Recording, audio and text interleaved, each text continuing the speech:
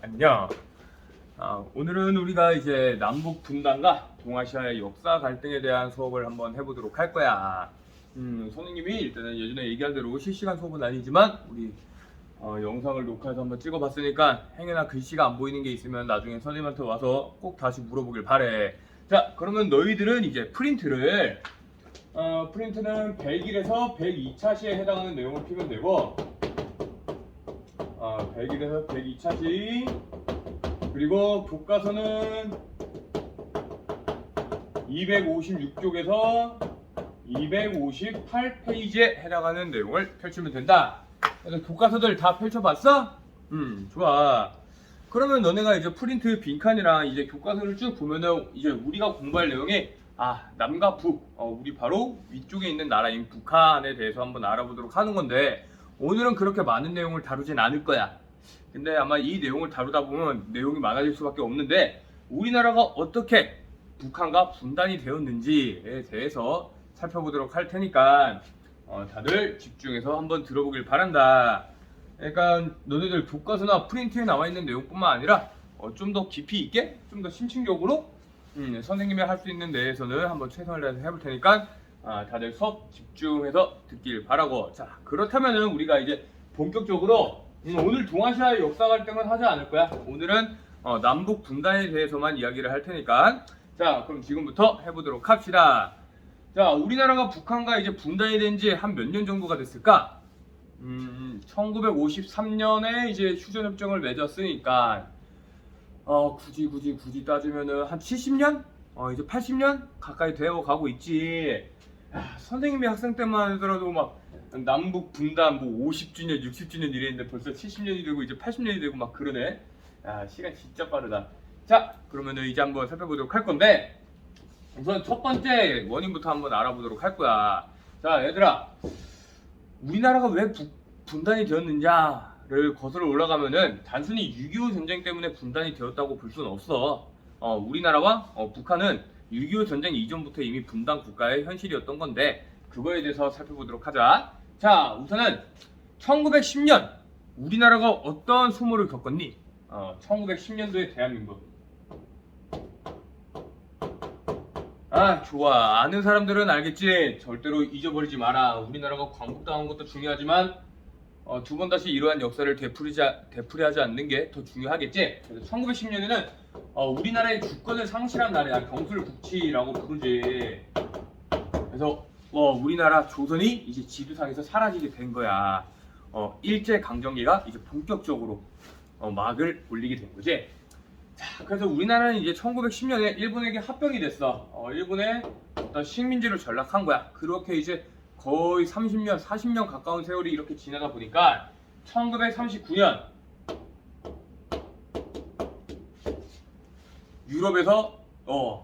유럽에서 혜성같이 등장한 인물이 유럽을 전쟁터로 바꿔버려. 바로 독일의 아돌프 히틀러였지.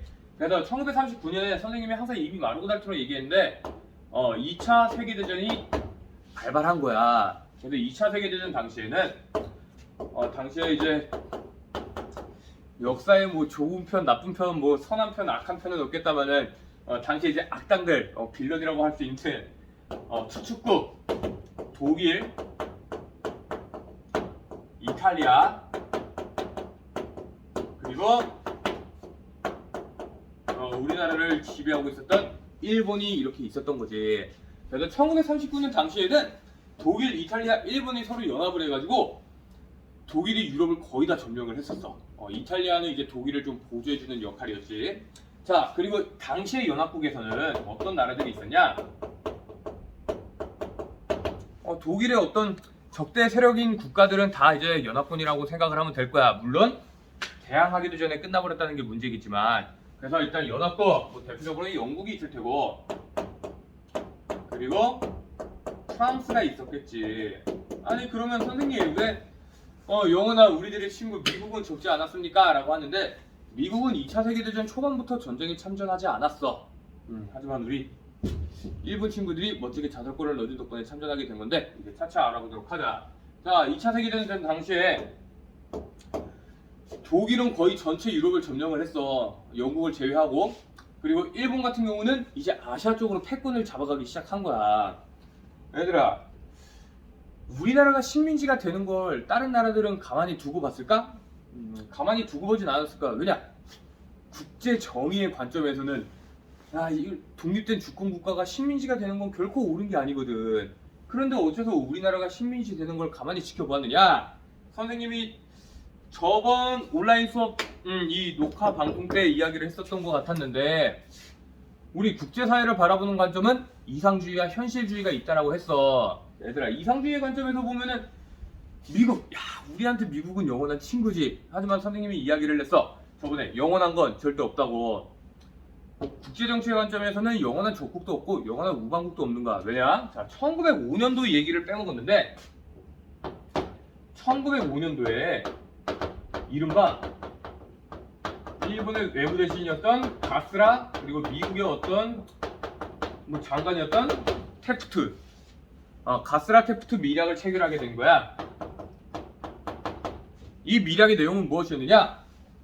미국이 필리핀을 식민 지배하는 것을 일본이 인정하고, 일본이 한반도를 식민 통치하는 것을 미국이 인정한 조약이었던 거야. 그러니까 미국과 일본은 이때 이미 서로, 우리 서로 침략하지 말자. 필리핀 내가 갖고 조선 너가 가자. 자기들끼리 짝짝꿍을 이미 해놨던 상태였던 거지. 자, 그러다가 이렇게 이제 2차 세계대전이 한 1941년까지만 하더라도 독일한테 굉장히 유리하게 흘러갔던 거야. 일본도 조선 점령했어. 중일전쟁 승리했어. 러일전쟁 승리했어. 그러던 중에 이제 문제가 조금씩 생겨나기 시작한 거지. 이들의 어떤 전성기는 오래가지 못했어. 바로 1941년이 이제 주된 거점이 될 텐데, 1941년 독일의 전선이 고착화된 거야. 자, 보면은 여기가 유럽이라 치자. 여기가 독일이야. 그리고 여기 오른쪽에는 러시아가 있었어. 당시에 소련이었지.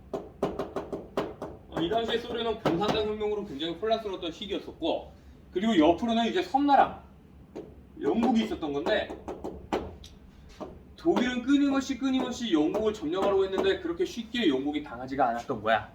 그렇게 이제 유럽 전선이 서부 전선에서 고착화가 된 거지. 자, 그럼 이제 독일은 그렇게 급할 필요는 없어. 왜냐? 다른 나라들을 이미 다 자기 땅으로 만들어 버렸거든.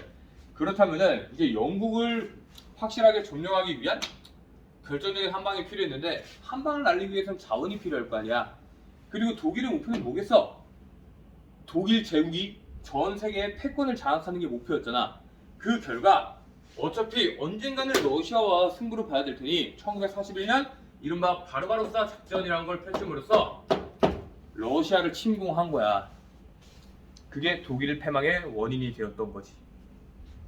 한쪽에만 병력을 집중해도 모자를 파네. 아무리 강한 군대여도 그렇지. 전선이 이중화가 된 거야. 영국과도 싸워야 되고 러시아랑도 싸워야 돼. 그리고 러시아는 생각보다 그렇게 쉽게 밀려나지 않았어. 마더 러시아잖아. 하물며 프랑스의 나폴레옹조차도 러시아를 정벌하는 데는 실패했다고. 자, 그래서 러시아는 1941년 이제 스탈린그라드에서 독일을 격퇴시키기 시작한 거야. 물론 엄청나게 많은 인민들이 죽어나갔겠지. 그래서 스탈린그라드를 이제 거점으로 독일군의 어떤 침략을 조금씩 격퇴시켜 나가기 시작했고, 그리고 여기서 일본이 한술 더 뜹니다. 자, 일본이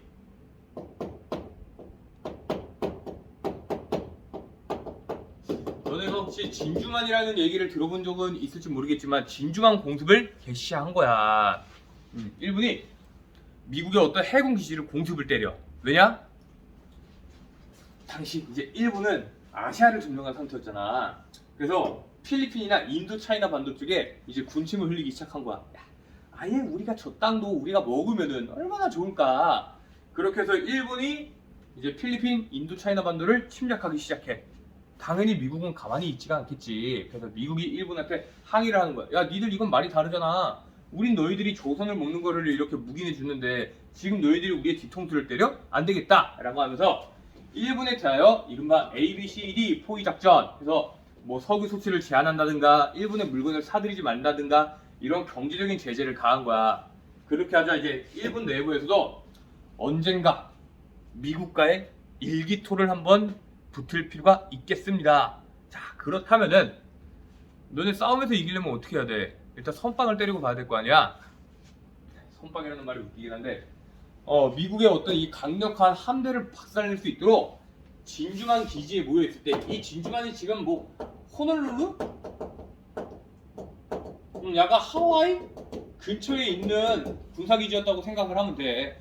그래서 일본의 항공모함, 일본의 어떤 이 전투기 편대가 미국의 함대를 격퇴를 시킨 거야. 실제로 많이 격침시키고 침몰시켰다고 해.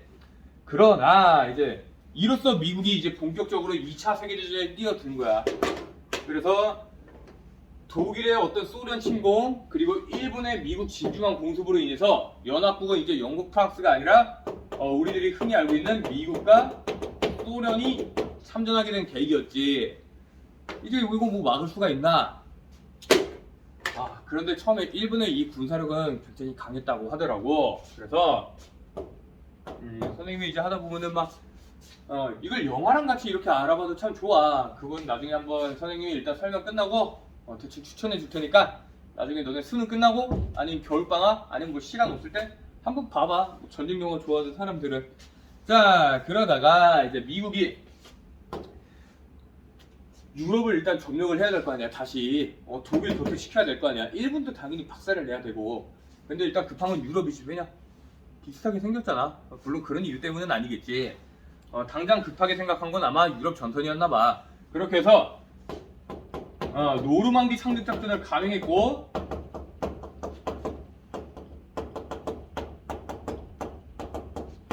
실제로 성공을 해. 그렇게 해서 이제 독일은 여기 지도로 보면은 독일은 이제 소련한테 두들겨 맞고 이제 서쪽에서는 프랑스 노르망디 해안에서 상륙한 연합군들한테 두들겨 맞기 시작하는 거야.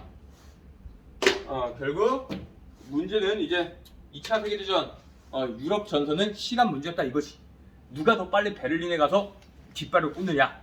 시간 싸움이 된 거고. 그 다음에 이제 태평양 전선 같은 경우는 미국이 미드웨이 해전에서 승리를 거둬. 이거는 최근에 영화로도 나왔었는데 여기서 일본 함대를 격침시킴에 따라 태평양 전선에서 미국이 이제 승기를 잡기 시작한 거지. 그렇게 뭐 이오지마, 오키나와 이런 일본의 어떤 열도에 상륙함으로써 일본 본토가 미국 폭격기에 공습을 받을 수 있는 범위에 들게 된 거야. 자, 그렇게 해서 이제 시간이 좀 흐르다 보니까 이제 우리 한반도 얘기를 좀 해야겠지?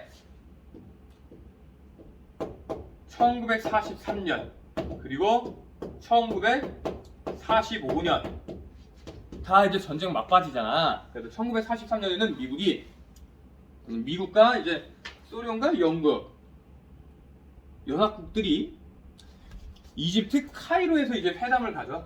이거는 우리나라랑 관련된 얘기야. 너네 나중에 아마 한국사 학는 거 그거 보면은 물어볼 수도 있어. 연대표를 해가지고. 물론 우리도 물어볼 거야. 카이로 회담에서 이제 일본의 어떤 식민지에 대해서 이제 논의를 하기 시작하는 거야. 야, 이제 일본 애들 이제 얼마 안 남았다. 얘네 곧 있으면 이제 항복할 테니까 우리가 전쟁 끝나고 이제 어떻게 이 전후 처리를 해야 될지 논의를 한번 해보자 라고 이야기를 하는 거야. 자, 그래서 여기서 이제 한반도 어떤 한국의 독립 논의가 이루어졌다라는 것이고 1943년 카이로 회담에 이어서 이제 1945년 이른바 포츠담 회담에서는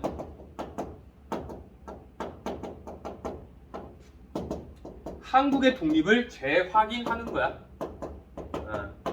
야, 우리 한반도 독립시키기로 했지? 다시 한번 이제 언약을 가자. 자, 이제 그러던 중에 유럽 전선이 이제 끝이 났어. 소련군이 이제 베를린 공습을 감행함으로써 독일 국회의사당에 소련 깃발을 꽂아내고 히틀러는 지하 벙커에서 권총으로 그의 아내는 독약으로 자살함으로써 유럽 전선은 이제 끝이 난 거야. 그럼 이제 남은 건 진짜 독한 놈들이 남아있지.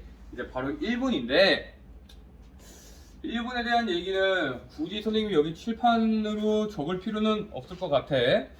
자, 일단 지우면서 좀 하자. 선생님이 지울 동안 너희들은 이제 프린트 빈칸들 한번 채워볼 건데, 연합국에 일본이 항복하고 우리 민족이 광복된 날이 언제인지 빈칸 한번 적고 있어봐. 선생님 금방 칠판 지우고 올게. 자, 다들 잘 받아 적어보았어. 일단 너네들 빈칸에 들어갈 말로 오른 것은 1945년 8월 15일이 될 거야. 이거 마스크. 시원하네. 자, 1945년 8월 15일 우리나라가 광복이 된 건데, 그 전에 있는 얘기를 조금만 더 해보도록 하자. 자, 우선 유럽 전선이 끝났다라고 이야기를 했잖아. 거의 이제 남은 거는 태평양 전선이야. 태평양 전선. 태평양 전쟁인데 너네 혹시 뭐 핵소고지라던가 뭐 윈드투코라던가 뭐 옛날 영화들 좀 있으니까 관심 있어 한번 봐봐. 아니야, 그건 근데 좀 잔인해. 밥 먹으면서는 보지 마. 이제 태평양 전쟁인데 일본의 저항이 생각보다 막강했던 거야. 그리고 유럽이랑은 좀 상황이 달라. 뭔가 독일군들을 이렇게 항복할 때 되면 항복도 하고 그런데 일본 놈들은 요 놈들은 죽은 척 하다가 갑자기 자폭하고 VT를 온갖 데 다 설치해 놓고 하다못해 제트기를 전함에다가 이렇게 때려박고 가미카제라고 불렸던 어떤 자폭 전술, 그리고 이 정글에서 쏟아져 내리는 그들의 어떤 총알탄, 이런 것들이 굉장히 좀 골치 아픈 상황이었지. 그래서 일본이 여기 있고 우리나라 한반도가 여기 있으면은 이제 미국은 뭐 여기 있는 어떤 공군 기지에서 일본을 이렇게 공습을 했었단 말이야. 근데 미국 혼자서 이 일본과 맞서 싸우기에는 너무 감당이 안 되는 수준이었던 거지. 너무 미국의 젊은이들이 많이 죽어나가고 일본 애들도 결국 미국이 오는 방향만 막아내면 되는 거잖아. 그래서 미국은 소련한테 참전을 요구하는 거야. 야, 소련아, 전쟁이 안 끝났어. 끝날 때까지 끝난 거 아니라고 했잖아. 너희들도 빨리 이 태평양 전쟁에 참전을 해. 그런데 이제 소련은 좀 굳이 좀 여기서 막 민기적 거리고 있었던 거야.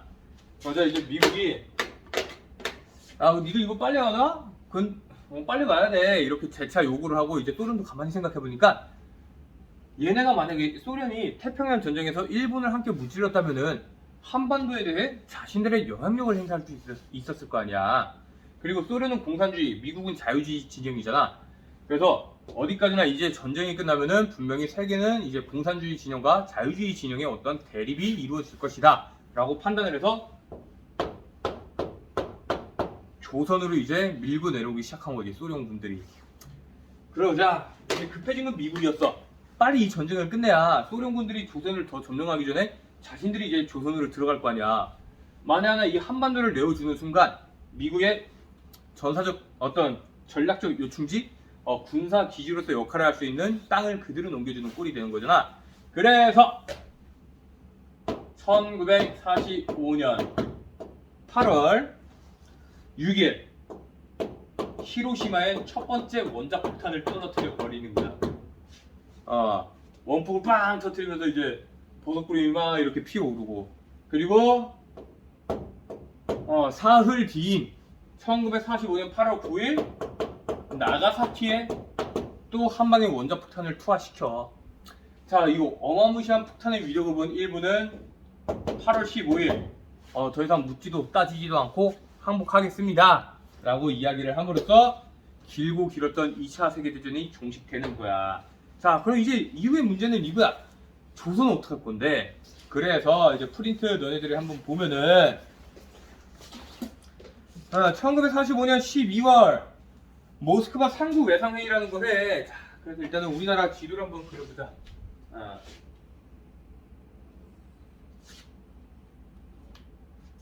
이게 이제 한반도야. 그래서 소련도 들어와 있고 미국도 이제 들어와 있는 상황 속에서 야, 그럼 이거 어떻게 해야 되느냐 라고 이야기를 하는 거지. 그래서 이제 미국과 소련이 서로 야, 분할 통치를 하자. 그래서 여기 나와 있는 거 너네가 프린트를 보면은 양가로 3번 모스크바 상국 외상 회의에서 미국, 영국, 중국, 소련에 의한 무엇을 결정했느냐?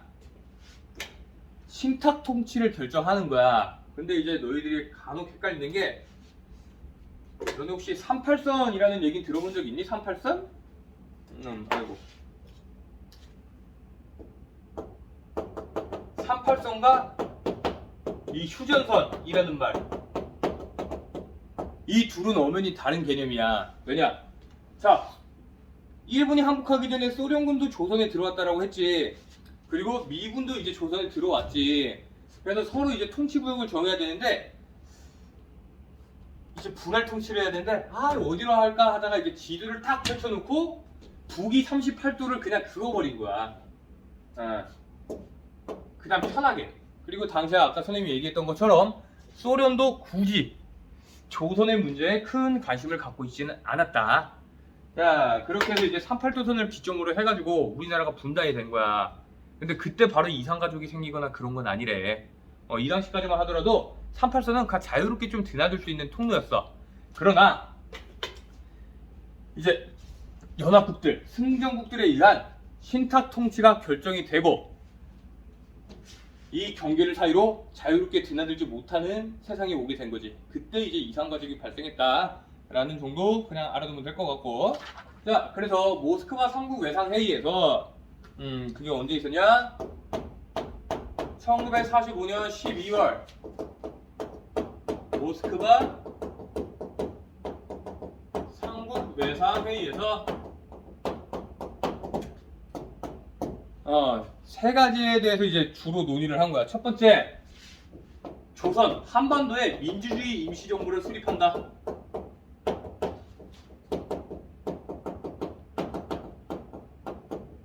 그리고 두 번째, 우리는 38선을 기점으로 분할 통치를 이제 진행한다.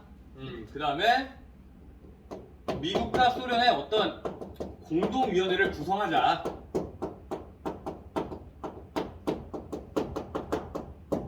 그리고 세 번째, 미국, 영국, 중국, 소련에 의한 신탁 통치를 실시하자 라는 내용의 회의를 한 거야. 그래서 신탁 통치는 어떤 이 자치 능력이 부족하거나 그런 이 능력이 부족한 민족들을 대신해서 얘네들이 충분히 성장할 정도까지 대신 돌봐주는 거야.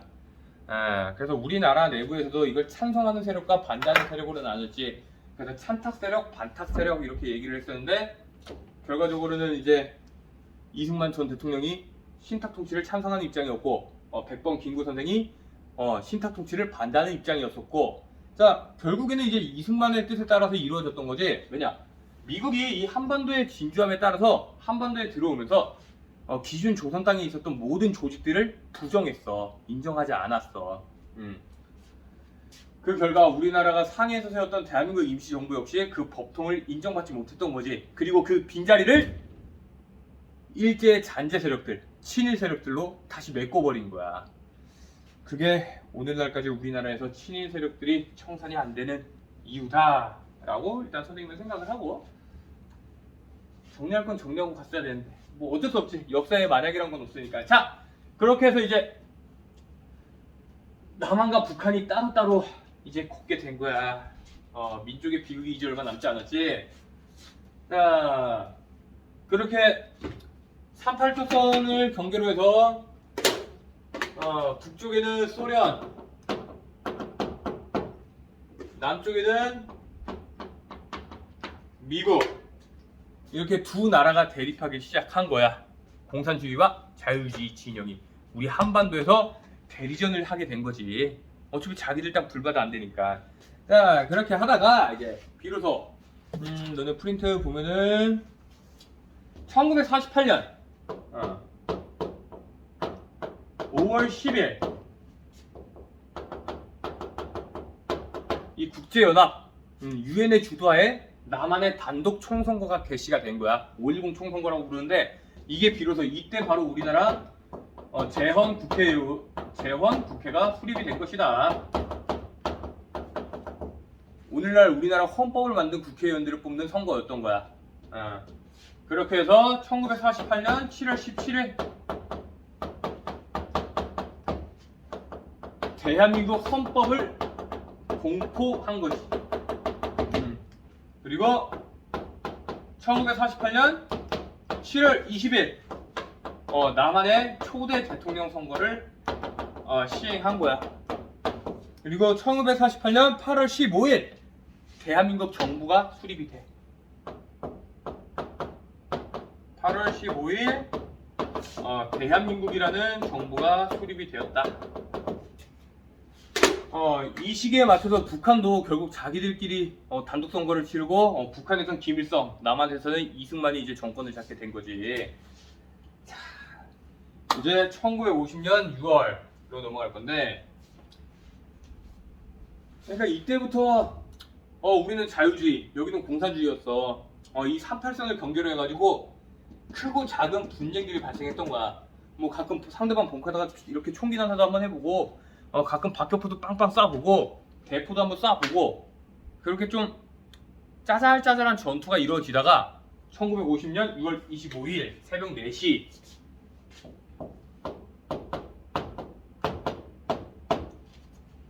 북한군이 38선 일대에 전면적인 포격을 개시함과 동시에 6.25 전쟁이 발발한 거야.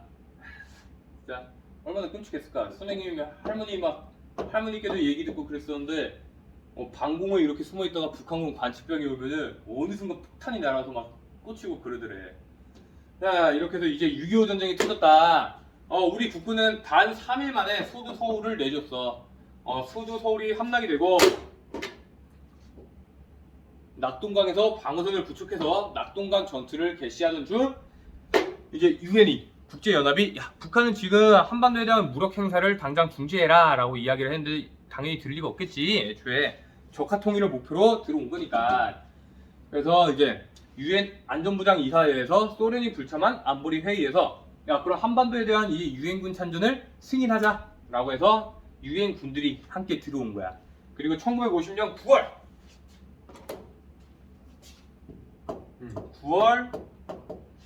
인천 상륙작전을 메가드 장군이 성공시킨과 동시에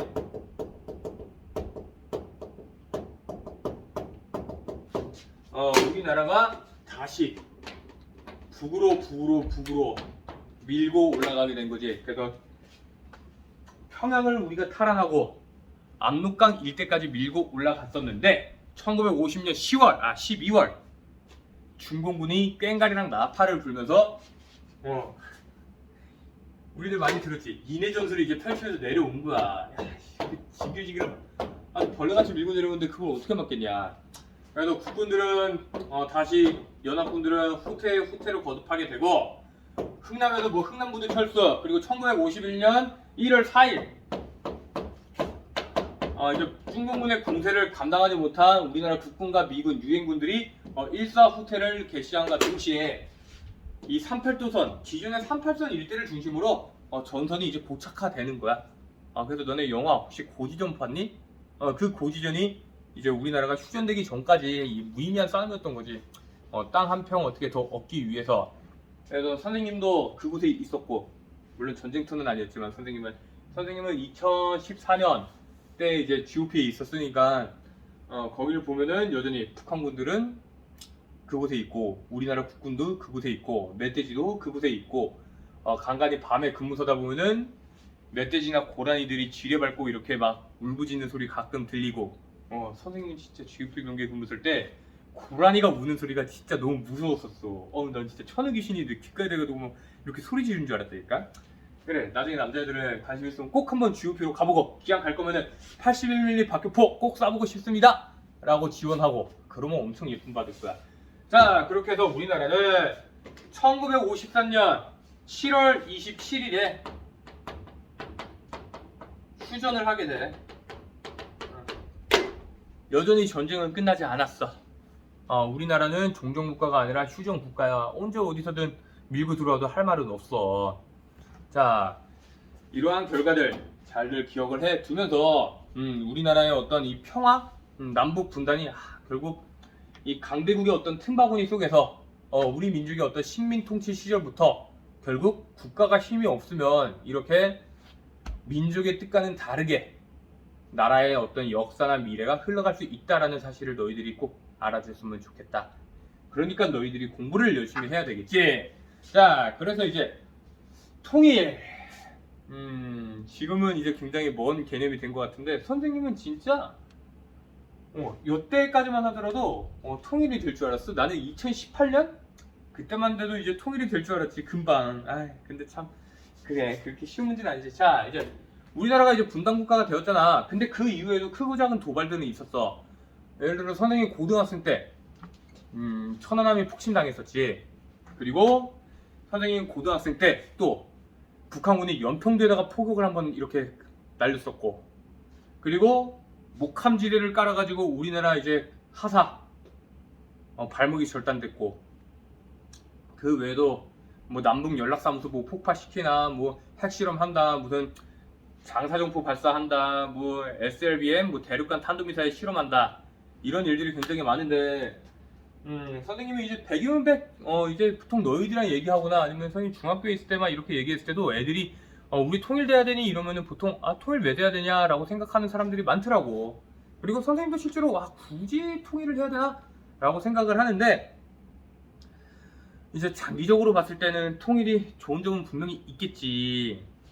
그래서 우리 막 예를 들면은 이산가족 상봉 문제라든가 그래서 지금 프린트 얘기하고 있는 거야. 통일의 필요성.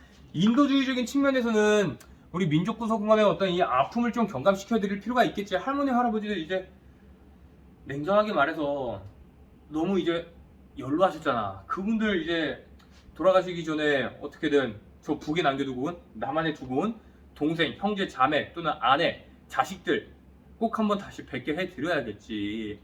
그러니까 우리가 항상 우리 문제 아니라고 해서 막 냉정하고 객관적으로 막 쳐다보는 거, 그거 전혀 시크하거나 그런 거 아니야.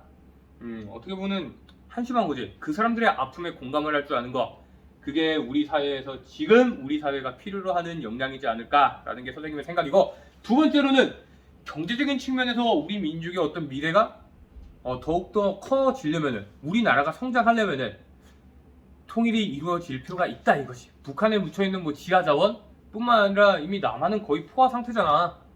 언제까지 수도 서울에 이렇게 집중해 놓을 거야. 그리고 항상 북한을 거치지 못하고 대형 선박이나 항공기로 들어오는 이 화물, 유럽을 대상으로 중국을 대상으로 무역 수출을 할 때 철도로 나른다면 좀 더 간단해지겠지. 그리고 북한 땅을 개발함과 동시에 이제 생겨나는 일자리들, 그리고 어떤 이제 한반도 리스크가 사라짐에 따라 해외로부터 들어오는 이 자본들, 이런 것들을 고려한다면은 경제적인 측면에서 통일이 굉장히 이득이 될 것이다. 그래서 어떤 사람들은 이제 통일 비용 들지 않습니까? 라고 이야기를 하는데, 그렇다면 우리나라의 분단 비용은 과연 싸냐라는 게 선생님의 생각이야. 물론 이제 GOP는 좀 더 빡센 곳에서 근무를 하게 되겠지. 이제 북한과의 접경지대가 아니라 중국과의 국경지대에서 근무를 하게 될 텐데, 나중에 고생들 하고, 너희들 때는 통일이 될지 안 될지는 모르겠지만 지금은 아직은 너무 먼 미래 같다. 그 외에도 뭐 세계 평화? 북한의 핵실험을 하는 이유는 뻔하지. 미 제국주의자들이 자신들의 땅을 침략하지 않도록 만들기 위한 견제용일 거야. 그리고 그게 나중에 성공한다면은, 야, 니들 우리 말 안 들으면 워싱턴에다가 쏴버릴 테니까 지금 당장 한국 땅에서 미군 철수시켜 라고 협상 카드로 쓰일 수도 있는 거고. 그래서 항상 이런 것들 우리가 경계할 필요가 있고, 그리고 결정적으로 보면은 우리나라가, 그리고 우리 민족이 서로 이렇게 치고받고 피 흘리면서 싸웠다라고 해서 남남은 아니잖아. 같은 말 쓰고 생김새도 비슷하고 같은 역사를 공유하고 있고, 언젠가는 이제 통일이 이루어질 필요가 있겠지. 자, 그렇다면은 다들 오늘 수업은 이제 여기까지 하고, 마치기 전에 우리 뭐 이산가족 상봉 영상 한 편 보면서 다들 오늘 수업 잘 들었고, 다음 시간에 보도록 하자. 고생들 많이 했다.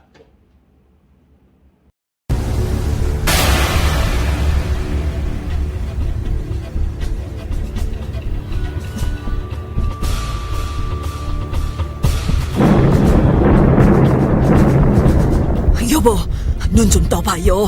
무슨 일이 났나봐요. 꼭두 새벽에 일은 무슨 일? 이 소리 안 들려요? 아무래도 뭔 일이 난 것 같다니까요. 정말 전쟁 난 거 아니야? 아유, 어떡해요? 뭐 괜찮겠지. 우리 국군이 가만히 있겠어?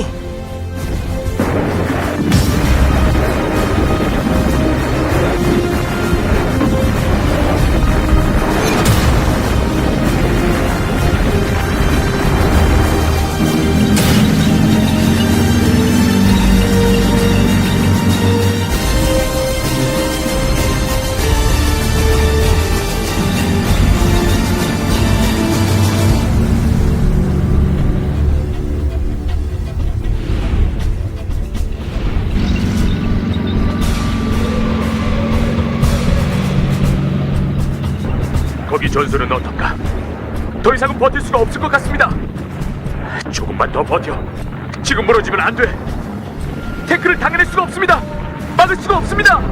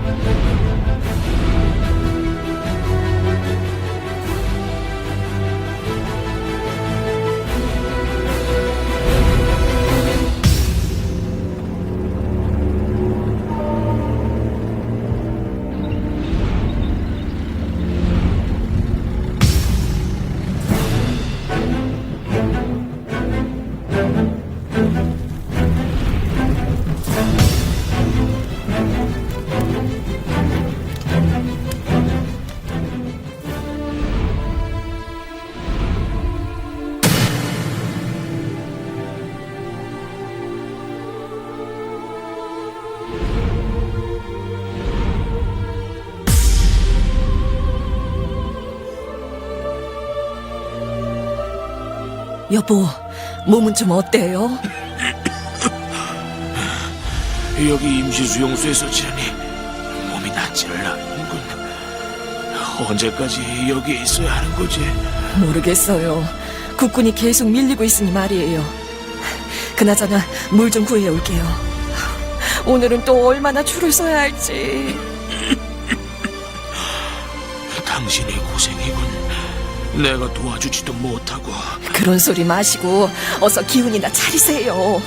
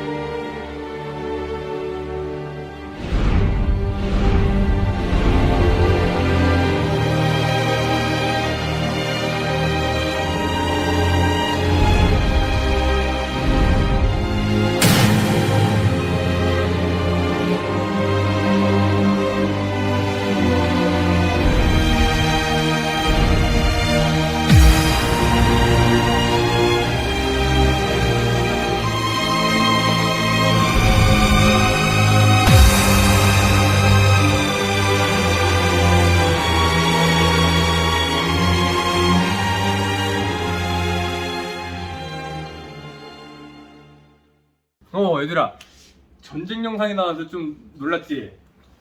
안 놀랐으면 말고. 그래서 우리나라가 이렇게 6.25 전쟁의 상처를 겪고 있다라는 거 다들 주의 깊게 생각을 했으면 좋겠고, 다음 영상, 선생님이 이게 원래 준비한 영상이 좀 많아. 이제 다음 영상은 요 영상일 거야. 6.25 전쟁 이후에 북한이 우리나라에 대해서 자행한 이 북한의 도발들 한번 살펴보도록 하고, 일단 영상 한번 보고 오자. 천안함, 연평도, 목함지대 모두 다 잊어서는 안 되겠지. 방심하면 안 돼. 방심하면은. 자, 한번 보고 다시 돌아오도록 합시다.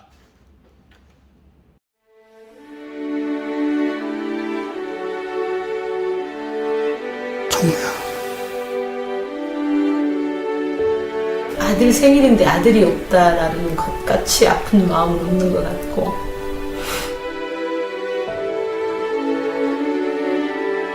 이게 지금 태민이하고 찍은 그 마지막 가족 사진인데, 평상시에 사진이라도 좀 많이 찍어놓을 걸 그랬네, 진짜. 아, 저 차가운 물속에 애가 있다는 게, 그게 참 찾아주지 못한 게 너무 마음이 아프고 그래요.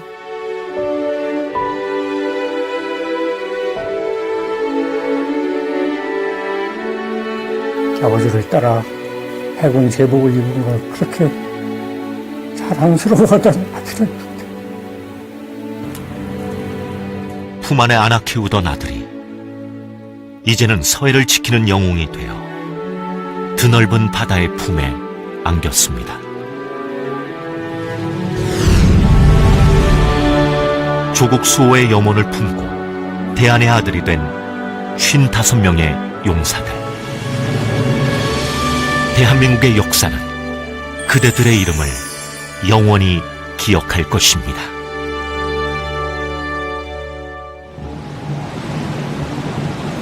그날도 참수리 357호는 서해 NLL에서 경계 근무 중이었습니다. 북한 경비정 한 척이 우리 해군의 경고방송도 무시한 채 NLL을 넘어 참수리 357호에 접근했습니다. 의도적으로 치밀하게 계획된 북한의 기습 공격이었습니다. 불바다가 된 함선 안에서도 우리 장병들은 죽음을 두려워하지 않고 온몸으로 막아냈습니다. 31분간의 처절한 전투 끝에 용사들은 끝내 NLL을 지켜냈고,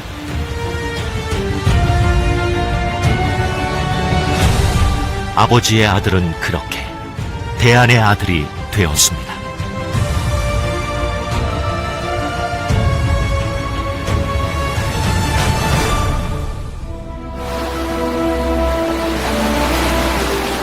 백령도 근해에서 임무 수행 중이던 해군 초계함 천안함이 북한의 기습 어뢰 공격으로 서해 바닷속으로 침몰했습니다. 46명의 천안함 용사가 전사했고, 구조 과정에서 한주호 준이가 전사했습니다.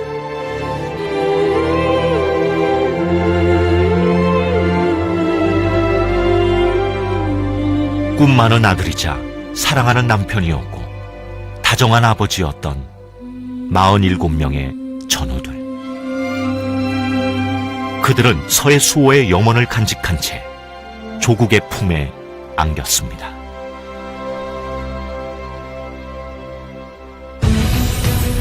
평온했던 연평도가 북한의 무차별 방사포 공격으로 화염에 휩싸였습니다. 6.25 이후 북한군이 민간인 지역을 향해 처음으로 감행한 직접 공격이었습니다. 우리 군은 북한의 무모한 도발에 강력하게 대응했습니다. 포탄이 빗발치는 상황에서 두려움 없이 부대로 복귀하던 서정우 병장, 끝까지 자신의 자리를 지켰던 문강욱 이병은 끝내 물러섬 없이 온몸으로 서해 바다를 수호했습니다. 우리 바다를 지켜낸 자랑스러운 아들들. 그대들은 영원히 기억될 것입니다. 정전협정 이후 북한은 NLL을 넘어 끊임없이 도발하고 있지만 우리 영토 서해는 지난 상흔을 딛고 더 견고하고 단단해졌습니다. 적이 어떠한 도발에도 우리 해군이 피와 땀으로 지켜온 서해바다를 철통같이 사수하겠습니다. 누구의 의지와 선명감으로 우리 바다를 완벽히 사수하겠습니다. 강한 군대, 튼튼한 안보 위에 이제 대한민국은 평화와 번영의 새로운 역사를 쓰고 있습니다.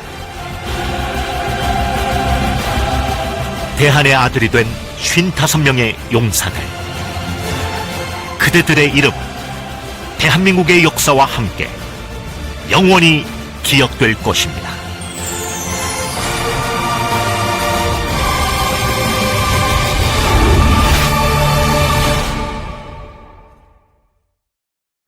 다 잘 봤어? 아, 그치. 진짜 꽃다운 나이에 얼마나 가슴이 아프냐. 우리나라 국가를 위해서 싸우다가 돌아가신 분들, 우리가 그들을 잊어버리면은 진짜 그분들은 이제 진짜 그때 죽는 거겠지. 막 그런 거 있잖아. 사람이 언제 죽는다 생각하나. 뭐 은으로 된 총알이 심장을 꿰뚫었을 때, 아니 냉동이든 버섯숲을 먹었을 때, 아니야 바로 사람들에게 잊혀졌을 때다. 이런 얘기들. 그러니까 우리는 절대로 그분들을 잊어버리지 말도록 하고, 자 이제 마지막 영상으로는 이상가족의 어떤 상봉, 그리고 이 뭐 유튜버 중에 뭐 세나의 여행 일기? 라고 해서 이 뉴스에 떴던 게 있더라고. 선생님은 그걸 한번 영상이 참 재밌어가지고 본방 찾아 들어가서 그 유튜브 채널에서 한번 봤었는데, 결국 우리가 6.25 때는, 그리고 도발 때는 서로를 이렇게 죽이려고 물고 뜯고 하다가도 일상적인 자리에서 만날 때는 그러지가 않다라는 거. 그래서 굉장히 모순적이죠, 어떻게 보면은. 그래서 이 모순을 극복하기 위해서라도 남과 북이 하나 되는 날이 빨리 와야 되지 않을까라는 게 선생님의 생각이다. 자, 그럼 다들 고생했고 영상 보면서 오늘 수업 마무리하도록 하자. 다음 시간에 보자. 외국에서 기차를 탔는데 옆자리에 북한 사람들이 앉는다면 어떤 일이 벌어질까요? 여행 중에 우연히 만난 남북한 사람들이 함께 밥을 먹고 또 즐거운 수다를 나누는 영상이 화제가 되고 있습니다. 마치 명절에 오랜만에 만난 친척 같은 풍경인데 이나무 기자가 전해드리겠습니다. 블라디보스톡으로 향하는 시베리아 횡단 열차. 20대 한국 여성이 혼자 앉아있던 객차에 남성 40여 명이 몰려와 앉습니다. 북한 사람. 네, 한국 사람. 어디? 남한. 네, 서울. 이들은 러시아 건설 현장에 파견된 북한 노동자들. 비자가 만료돼 북한으로 돌아가는 길입니다. 이런 거 찍어도 돼요? 찍어도 돼요? 우리?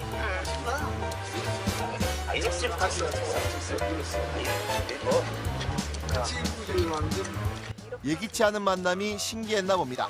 남한에 대한 궁금증을 쏟아냅니다. 가봤어? 응, 가봤죠. 한국 사람이 대학 가서 거. 아버지가 시청 공무원이라는 말에는 이렇게 반응합니다. 시청에 있으시죠? 시청에 있는데 난 아버지 나이 좀 들어가는데 많이 가는 시청 공부야. 안 뺏고 별장에 있겠지. 그 나와서 유라시아 대륙에서 일본까지 연결하자는 남북 철도 연결 아이디어도 어디서 들어본 눈치입니다.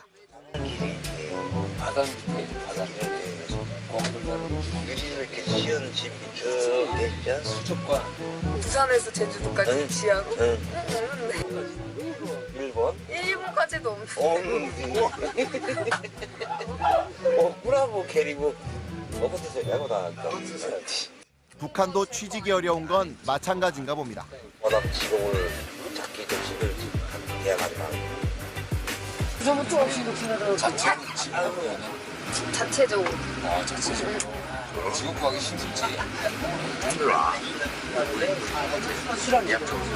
남한에서 유행하는 매운 볶음라면 맛에 놀라기도 했습니다. 매운 거 잘 드시는 분 이거 드셔보세요. 한국에서 완전 유명한 한입 먹었는데. 네. 한국 사람들이 매운 좋아한다는 동의 좀. 나도 안 먹어줘. 이것도 나오겠네요. 맵나야? 매워. 이거 나딱 재채기 할 거리가. 매우 맛있는데 어때요? 이거 다 먹으면 사고가 마치 설날 오랜만에 만난 친척들처럼 자기들이 먹는 음식도 권하고 잔소리도 합니다. 많이 먹어야 돼. 이제 아이들 나서 많이 먹어야 돼. 때 많이 먹으면 뻔하면 먹을 수 있는 본인이 시집 갔다. 안 갈 때. 본인 먹고 가서 먹었나? 아버지 어머니가 됐다. 영상을 촬영한 김세은 씨는 처음에는 좀 겁이 났다고 했습니다. 잔소리도 사실 엄청 많이 듣고 그래서 이게 설날의 풍경인가 생각보다 말이 좀 잘 통하고 저를 어떻게 보면 처음 본 사람인데 저를 잘 챙겨줬던 것들도 좀 신기했고 북한 아저씨들은 남한 정치에도 관심이 많았다고 합니다. 진짜 감옥 갔냐 그게 너무 충격적이어가지고 정말 간 거 맞냐 정말 탄 얘기 된 거냐 진짜 비단 입고 물 덮고 자는 거 아니냐. 이국의 열차에서 우연히 만나 12시간을 함께 보낸 이들은 서로 놀러 오라는 당장은 실현될 수 없는 덕담을 건네고 헤어졌습니다. 미안한데 요즘 감정 좋아하고 만나서 너뭐 정말 많았어요. 정말 만나고 오겨. MBC 뉴스 이남호입니다.